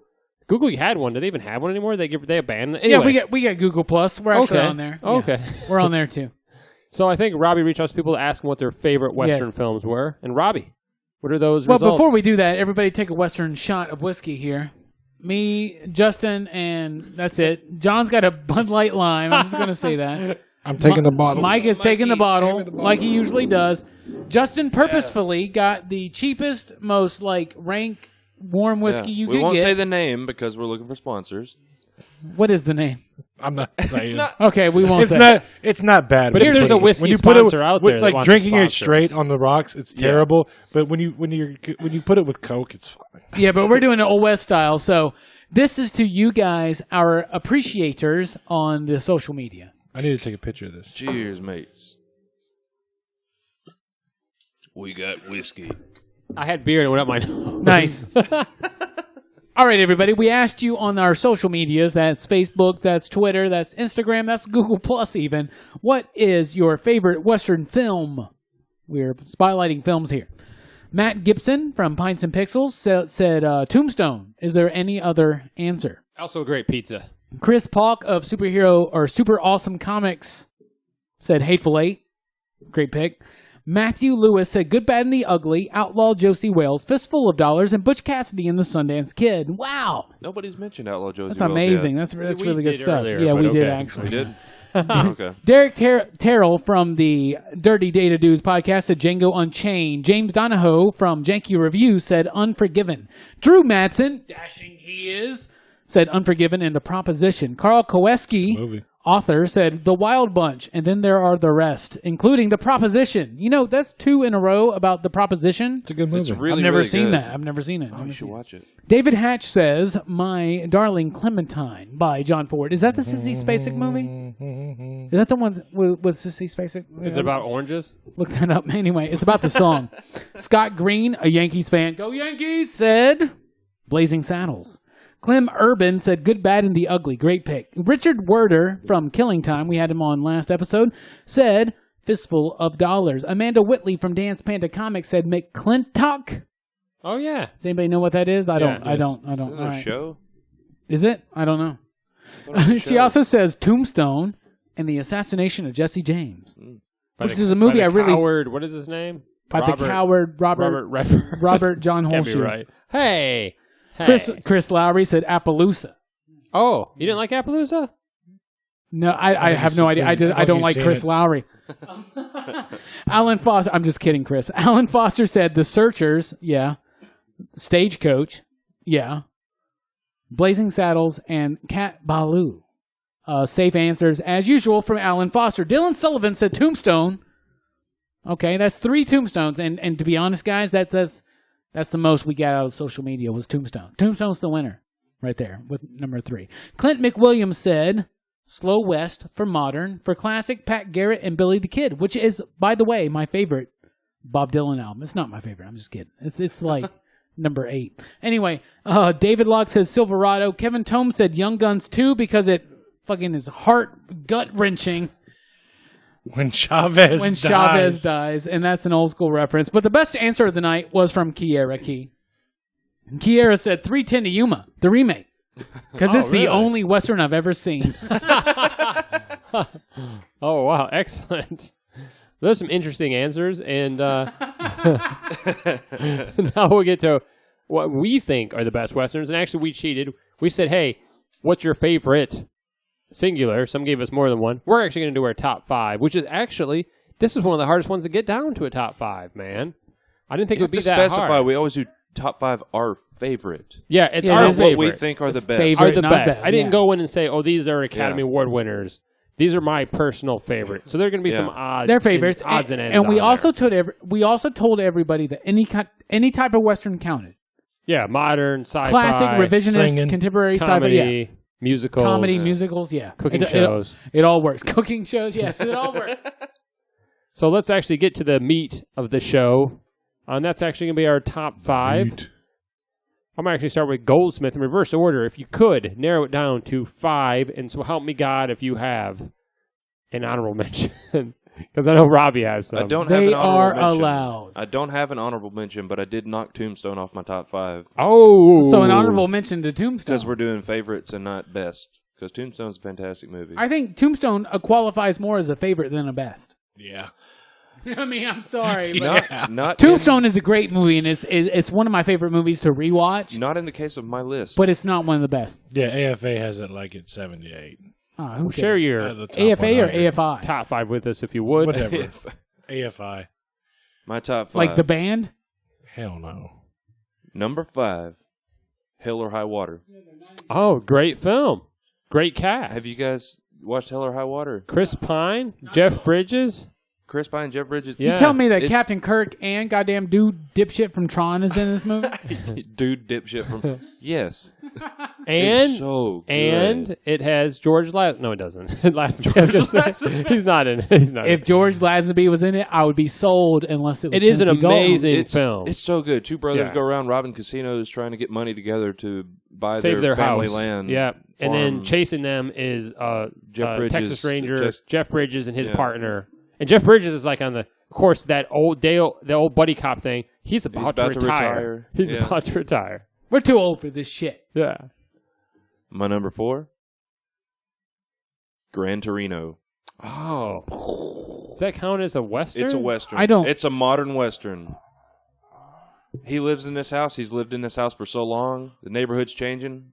I'm doing it. It's happening. Okay, I mean, it's happening. Some people And may it's Clint debate fucking that. Eastwood. It is, but just because it's Clint Eastwood doesn't mean it's a western. It is a western. That city is the Wild West. Okay. And he Is it he's Detroit? moving He's into the that neighborhood. cowboy that's resistant to change. Yeah. Because the neighborhood is changing. Yeah, and I get you got that. the personal justice. Yeah, I'll allow it. He befriends. He's got a Private code. justice. He befriends the girl.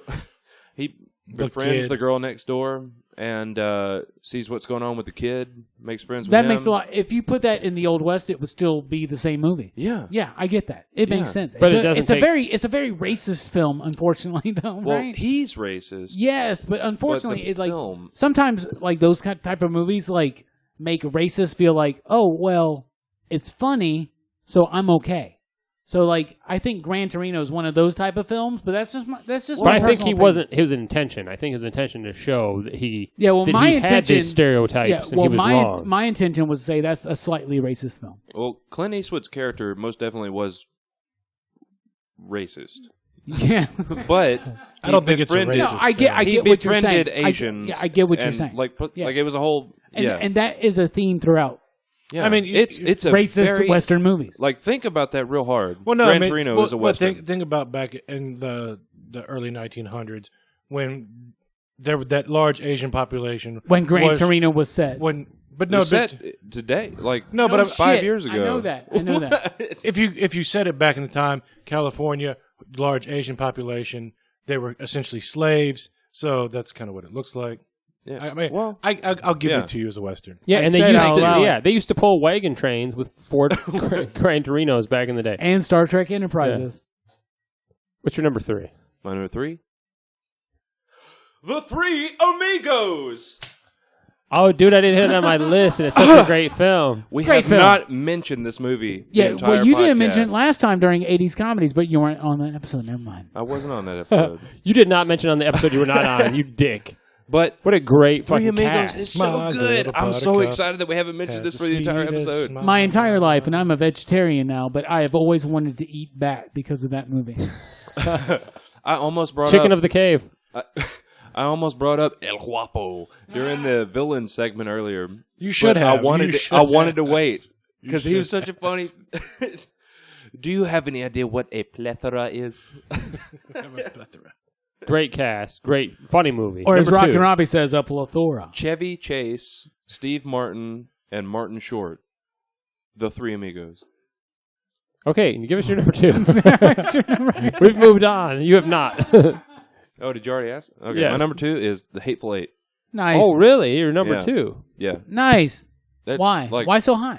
It's at the very least, one of my top 20 favorite movies.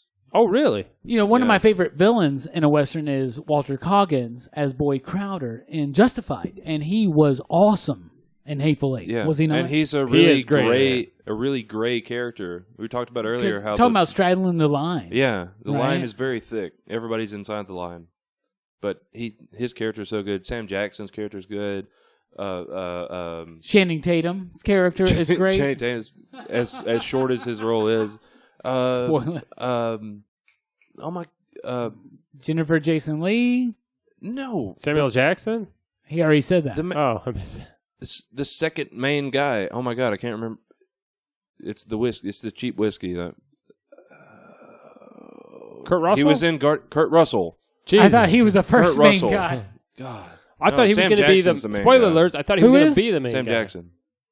That He can be almost- argued. Yeah.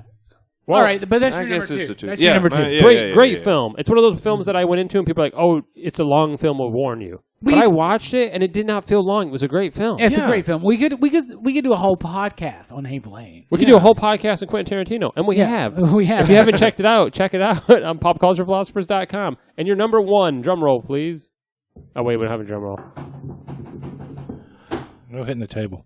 It's the Man with No Name trilogy. I'm cheating. Wait, you There it is. can't. It's You one son thing. of a bitch. I will allow it. You son of a bitch. They're an hour apiece. Altogether, they're shorter than Hateful Eight. I will allow it, but you have to add "Duck, You Sucker" with James Cockburn.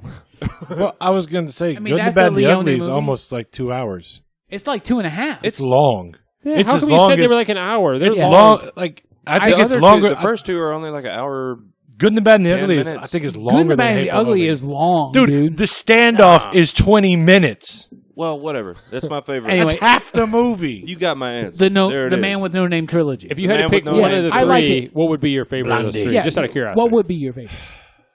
Hey, Blondie. I really like. It's really. I loved all three of them so much. I know, man. You You gotta gotta pick just one. do it right now. Just do it. Do Just it. do it. Do it. Do it. Just do it. Do it. Get your own character. Do it right now. Good and Bad and the Ugly. Do it. Okay. Ugly. Yeah. Yeah. Is Yeah. it because you forgot the other titles No. of the films? A Fistful of Dollars. $2 dollars more? Because it's. I think I liked a few dollars more, but it's been a while since I watched them. It's on Stars right now. I've got them on DVD. That's a good top 5, though. DVD. Thank you. Is this the 1980s? That's Okay. a great top 5. That is a great top 5, Thank and I feel like you cheated towards the end. Otherwise, great top 5. I'm happy you brought up Three Amigos. Great top 5. Yeah. I approve. We You are can the continue. three. Amigos. Okay, go to the next amigo. Robbie, Yes. your top 5. I know you have some honorable mentions because I hate that on the show, and I think you Yes, like to yes. rile me up. Well, I didn't want to fill my top 5 up with too many non-classic westerns, so Okay. I got a couple honorable mentions. Couple, you son of a bitch. Number 1, Near Dark. Near Dark. Okay, I knew it. It's a fantastic movie, man, and it is totally a western, and it is great. It's got Lance Hendrickson. It's got Bishop? Bill Paxton. Yeah. Also from Alien. It's got half the cast from Aliens Hendrix or in the Hendrickson? movie. Hendrickson. Don't fuck I with was me. just asking. Did I say Hendrickson? I've been drinking Wait, cheap-ass whiskey. Which is it? Anyway, my other honorable mention, Way of the Gun. Oh yeah, modern western, but you're right. Yeah, a Good film. contemporary western starring Punch the Ryan girl in the Philippe, face. Benicio del Toro, Juliette Lewis, James Caan. A fantastic movie with a great script, Sarah written Silverman. and directed. So very Best scene. a Sarah little Silverman? tiny bit. She's in the very opening of the movie. And Timothy But Dalton. It's no, unfortunately not. But a great movie written and directed by Christopher McQuarrie, who won an Oscar, of course, for Usual Suspects. Right, and I keep moving my mic around. Anyway, number 5. Number 5 comes from 1960. It's based on Seven Samurai. It's The Magnificent Seven. Noise. The original. The original. A great Is cast. that a 5 or an honorable mention? That's 5. number 5. You finally got to his numbers. Yeah, Quit dicking a around. great movie. Fell asleep. You got Yul Brynner. You got Charles Bronson. You got Steve McQueen. You got such an amazing cast Steve McQueen's so in that amazing. movie. It's amazing. Number 4, 1968. The debut of Dario Argento, my favorite horror movie director. The debut of his film career as a screenplay writer for Once Upon a Time in the West, produced by his father/grandfather. I don't know who. Anyway, Whoa. Was he both? Sergio Leone, of course, directed that film. Charles Bronson's in that movie. It's got great music. It's an amazing film. Number 3, 2007, No Country for Old Men. Good Oh, call. okay. You do have a modern Yes, film it's on there. of course the Coen brothers, based on the Cormac McCarthy movie, who did one of my favorite Western novels I've ever read, which is Blood Meridian. But No Country for Old Men is my favorite contemporary Western. It's absolutely just fantastic. Number 2, Good, Bad, and the Ugly. Sergio Leone. Oh, so you narrowed it down to just one of those 3 films. Yes, I did. You didn't just Yeah, get a because bill- I love Yeah. Fistful. I love Fistful. I love Few Dollars More. I love Yeah. Duck, You Sucker. I love Once Upon a Time in the West. But my favorite Sergio Leone movie It's is a Good, Bad, and the Ugly. Yeah. Like, you just can't beat that movie. That scene we were talking about on the break with where they're going on the standoff, right? In the And it's graveyard. it's so amazing, dude. It's so good. My number 1, 1992 Academy Award winner for Best Picture is starring and directed by one of my absolute favorite Western actors, and directors and writers. I think we talked about him on the show. Clint Eastwood, Unforgiven, number 1, Yeah, man. great movie.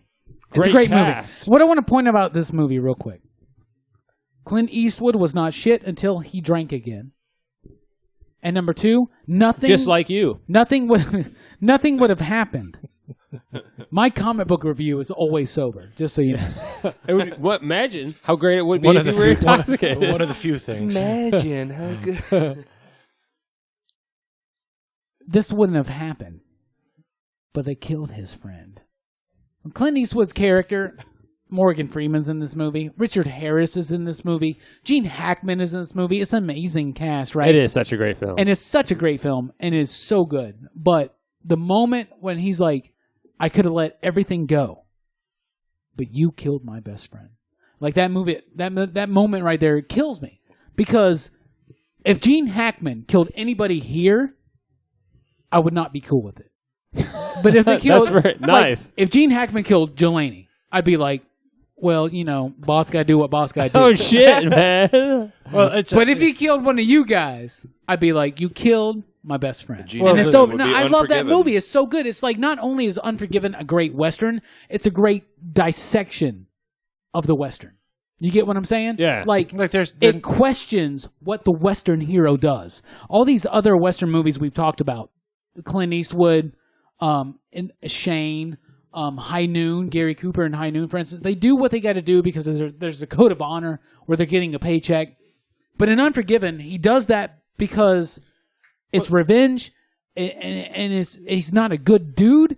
But like, no, it basically boils down to the idea that like you killed my friend, man. no, it's the best line in that whole entire movie is when he's like, "Who's the bartender? Who's the bartender? Who's the bartender? I'm the bartender." Bam! Hey, you just shot an unarmed man. Should have been armed if he's going to decorate his bar with the corpse of my best friend. That's right. Like, I mean, I've got that reason. movie touches me in so many different ways, and that movie dares to ask. That movie dares, like all these movies we were talking about. The Western hero is what he is, and everybody accepts it. But that movie questioned it, and it was still a Western, and it still worked. But it questioned what kind of dude does this, right? That's a great what I'm top saying? 5, and that's a great film. Unforgiven is phenomenal. It may show up on other Thank people's you. But top 5s. everybody needs to watch Near Dark.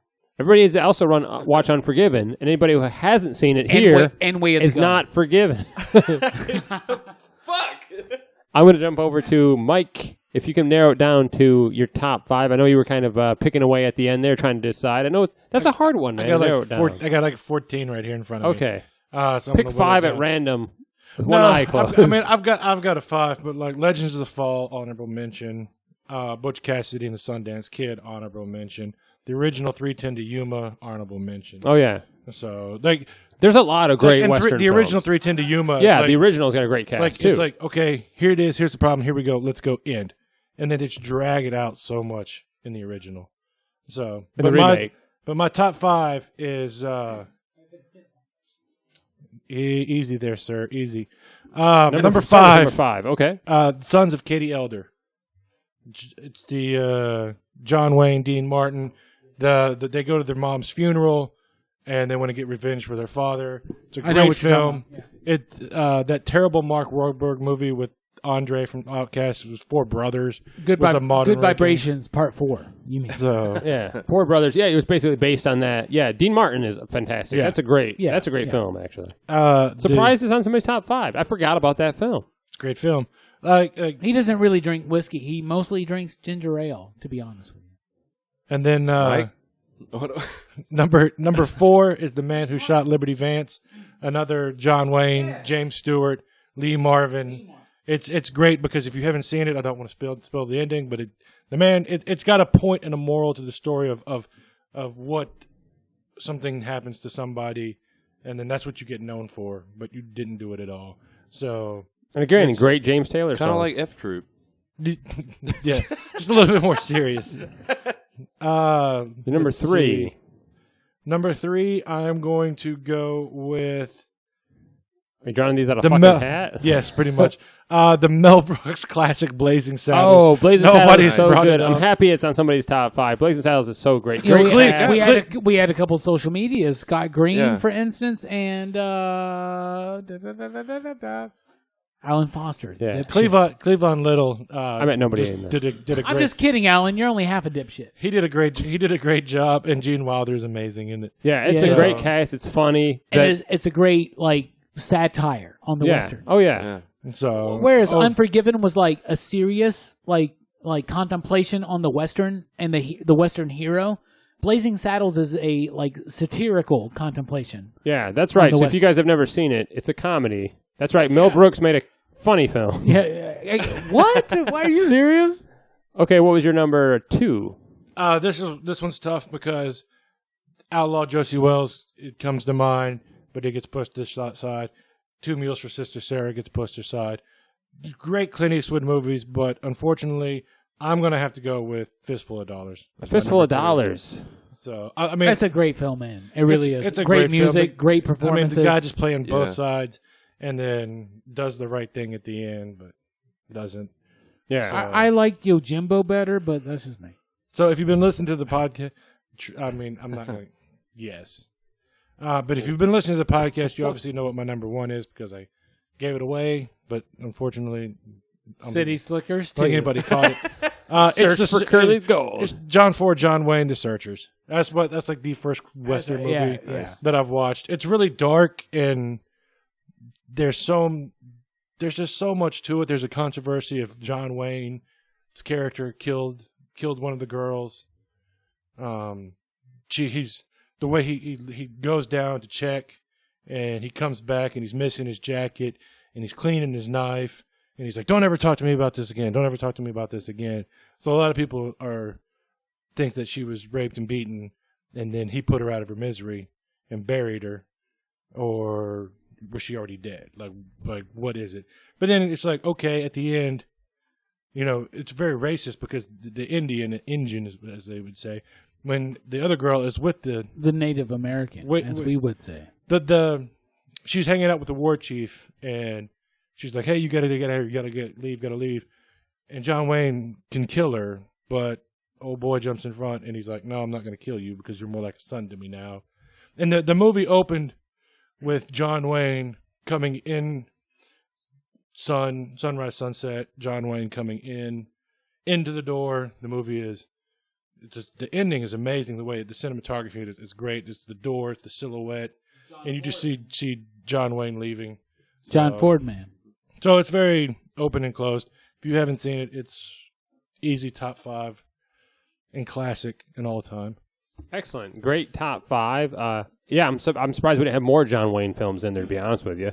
Kind of iconic. Surprised we did talk about John Wayne more in We general. mentioned him, but we somehow Eastwood ended up taking. I think for us, I think we all younger, thought that somebody else was going to do John Wayne. But John Wayne's great. Well, No one's knocking John This Wayne. whole time Yeah. I was like, somebody's going to mention John Wayne. I don't have to mention that. What about you, John? But again, this is favorites, not all-time greats. Yeah. But, if you haven't heard of John Wayne, check him out. Friend of the show. So, I'm going to go with an honorable mention since we didn't actually, since Robbie did it earlier, and I'm typically despise him, but I'm going to go with, what's the one that Timothy Dalton is in? What's the one? License to Kill. Hot Fuzz. Damn it. That's kind of a Western too. The one with, oh man. What The is that? Living Daylights. Okay. There was a Western film with, the one guy from Timothy Dalton. Varsity Blues. What's that Western film that came out like 10 years ago? It's really What, mediocre. James Van Der Beek? Yeah, what's that really mediocre? It's a mediocre film, but Timothy Dalton is the works for the Pinkerton agency, and he's tracking him down. He's amazing in it. He's one good part. I think it's just called. Is it just Outlaws? Anyway, it's the bad Jesse James story with Scott Conn. Union? Yes. Union? No, that's not it's it. Outlaws. it's Outlaws. It's a God. shitty film, but That movie is Timothy shitty. Dalton is amazing in it. So I just wanted to mention that. Friend of the show, Timothy Dalton. So just plug in He's Timothy. the only good part about that. Yes. Anyway, get to my actual top 5. Sorry to sidetrack. My number 5 is one of the greatest sci-fi westerns of all time. And it's weird that you brought this whiskey, because like I said earlier, you couldn't pour this into a DeLorean. It would probably cause it to backfire. So it was Back to the Future 3, man. It was, I remember specifically, I remember going to the theater, because I didn't see Back to the Future 1 in the theater. It was very rare we go to an actual theater. We lived out in the middle of fucking nowhere. But I remember going to Back to the Future 2 with my aunt and watching this film, being amazed by this film. And then the ending just being a setup for Back to the Future 3 and being so fucking pissed. I'm like, what? It's just advertising another fucking film? That's how it ends? There's another film? Prequels or ads? That's what I got out of this. Well, this one was an ad for a sequel.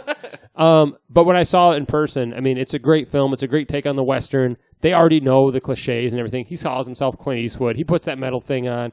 Come on, it's hilarious. They use the train to push the DeLorean back. Although, it's one of the few films I've ever cried in because the DeLorean gets ran over by the train. Oh, sad. It was Colin Farrell's Scott Conn. It was Outlaws, wasn't it? And it's called American Outlaws. American Outlaws. Mediocre film, but I'm telling you, Timothy Dalton steals the show. Number 4, Westworld. We talked about it earlier, Yul Brynner. I don't remember anybody else that was in it. He was probably the big name. He's the bad cowboy. Obviously, there's a show now, but I loved that film as a kid. It scared the shit out of me, man. It scared the living shit out of me. I was kind of a little pussy, to be honest with you, as a child. But my stepdad, Randy, great guy, friend of the show. He would let me watch whatever I wanted to watch. My mom wasn't around, so I watched. What was his name? Randy. I heard he ran these nuts. Oh my God! Damn it. Oh no! So he used to let me watch whatever. So I watched Nightmare on Elm Street and Friday the 13th, but Westworld was one of those, and it scared the shit out of me. And it's not nearly as scary as those other films, technically, because it's not a horror film, but it's Westworld. It's not man. near as scary as Superman 3. Number 3, Blazing Saddles. So it's on two people's list. It's just a funny film. I love Mel Brooks. It's a great cast. It's funny. The action's great. It's a little bit of everything, but obviously first and foremost, it's a comedy. But I love Gene Wilder. So Gene Wilder's so amazing in it. It's really good. It's really good. It's funny. film. You called Gran Torino racist earlier, but I'm pretty sure they say the N-word a lot They say it a lot. in Blazing Saddles. But it has a point. I'm sorry. Everything Mel Brooks does is with a point. Here's a pie. I'm sorry for being racist. My number 2, The Good, the Bad, and the Ugly. Such a great film. I love that trilogy. I love spaghetti westerns in general, but I'm a big Eastwood fan.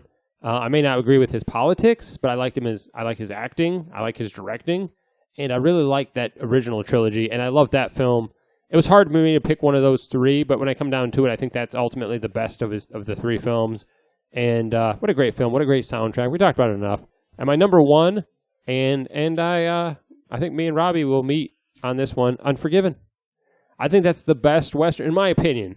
It's the closest to Best Western. That's the hotel chain, isn't it? It's the closest to a hotel chain that I can think of. We're looking for sponsors. It's a great cast. It's Eastwood's so good, and it's just overall the cast is great. It's a great film, man. It's one of the. It has to be too. Like I watched some of these old spaghetti westerns, but I didn't really watch a lot of westerns. So in the 90s, I'm like, what am I? I wanted to get back into westerns, check something out. People were like, oh, Unforgiven just came out, and they said it's a great film. So when it came out on VHS, I rented it, and it blew my fucking mind. Unforgiven is such a great film. I'm surprised that Goldsmith hasn't seen it. I'm a little disappointed as a person. I'm disappointed with you anyway. Yeah, well. But that's my number 1, Unforgiven. So that's my top 5. So I think that's our show. I think that'll do it. We appreciate everybody tuning in. Next time, we're going to be talking about... I don't remember what was the next episode. We're talking about slush puppies. How about, as I look up what we're talking about next episode, you ask everybody their final thoughts? Okay, let's jump to the final thoughts. I'm going to actually start with Goldsmith. You have a final thought about Western films and why they're important to anything. Go on.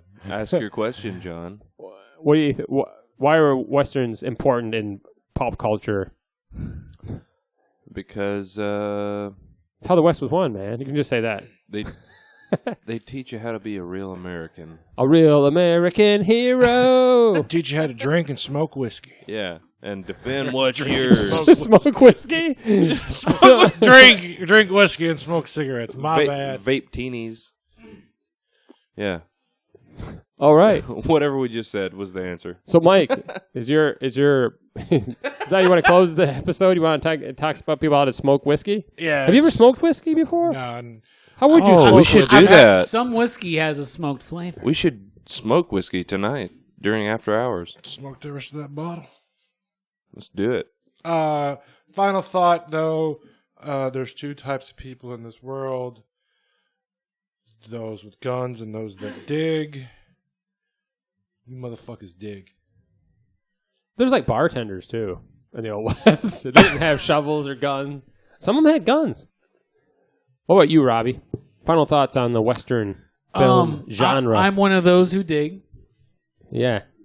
You definitely And dig. And basically what I want to say is that Westerns, just like horror movies, are able to take they're able to take like bits of every type of film genre. They're able to be suspenseful, they're able to be horrifying, they're able to be sci-fi, crazy, blow your mind. They're able to be very dramatic, very real, very comedic. And they're able to tell us something about expansion and how often we need expansion in our own lives as people, and how the dangers of expansion can rear their ugly heads into the saloon, if that makes sense to you. It doesn't. It doesn't, but okay. I got you. That's what I got. Yeah, I just think I agree with Mikey. You learn to smoke some whiskey. Smoking some whiskey. No, I think they're good because that's that iconic good guy versus the corruption or whatever. But you're right. There's going to be those films that break the boundaries, or whatever, don't adhere to that. So maybe that's not true. I don't know. I enjoy them. I think they're fun films. I've always wanted to still get like an old school revolver that has the the black powder and stuff and go shoot it. It'd be tons of fun. I don't know anybody around there you can shoot that. I guess you have to have some land. You got land, Goldsmith. We should get some black powder. Yeah, Pit revolvers and go out. Black powder. No. I want black powder revolvers. Okay. We're going old school. All right, None of those are in sure. the West, man. Hey, That's yeah, like revolutionary. No, We're it's going further sure. back. Let's fuck it. But next episode we're going to be talking somebody's about arm off. Yeah. Next episode, the Avengers. Marvel's the Avengers specifically, not the I thought the UK I thought Avengers. Sean Connery was doing another movie. Yeah. Let's talk about Emma Peel. Let's talk about the whole British show. Let's do that instead. No, the Marvel Comics, the Avengers. Yeah, we're talking about the Avengers. I Maybe have the heard. films. I have heard there's a new Avengers movie coming out this year. I heard that from somebody, from Goldsmith. I Yeah. think. Are you sure? Yeah. He said it was called The Avengers: The Schmaffinity 4. I heard it was called Avengers Electric Boogaloo. But I would watch that.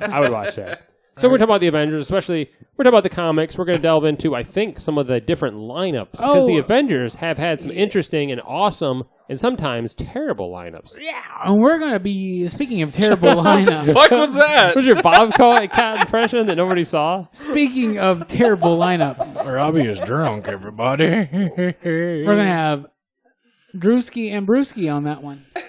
That terrible whiskey's getting. I know who Drewski is. Drew and who? Who's Brewski? A beer is a Bud Light Brooks. going to sit in for me? Brooksky. Oh, Brooks. Brewski. It's like a beer, yeah. So Brooks is just going to be sitting here just chewing ice the whole entire time. I'm just a little old West drunk right now. So that's the Avengers. We appreciate you guys tuning in. If you're subscribing on iTunes and Android, you can check out a whole lot more, including Robbie's weekly video. He does comic book reviews, Pop Culture Roundup on popculturephilosophers.com. If you're not subscribing, why not subscribe? You can actually subscribe to the show on iTunes and Android. We'll show right up on your device. We'll show up magically every time there's a new show, and you can tune in and check us out. How awesome is that? We appreciate you guys tuning in, and we will not check you out next time. I always try to end the show with that. You will check us out next time. So, thanks for listening to the show, and go watch a Western film. Maybe go watch a spaghetti Western. Thank God he didn't do that throughout the whole podcast. Bye, everybody. Oh!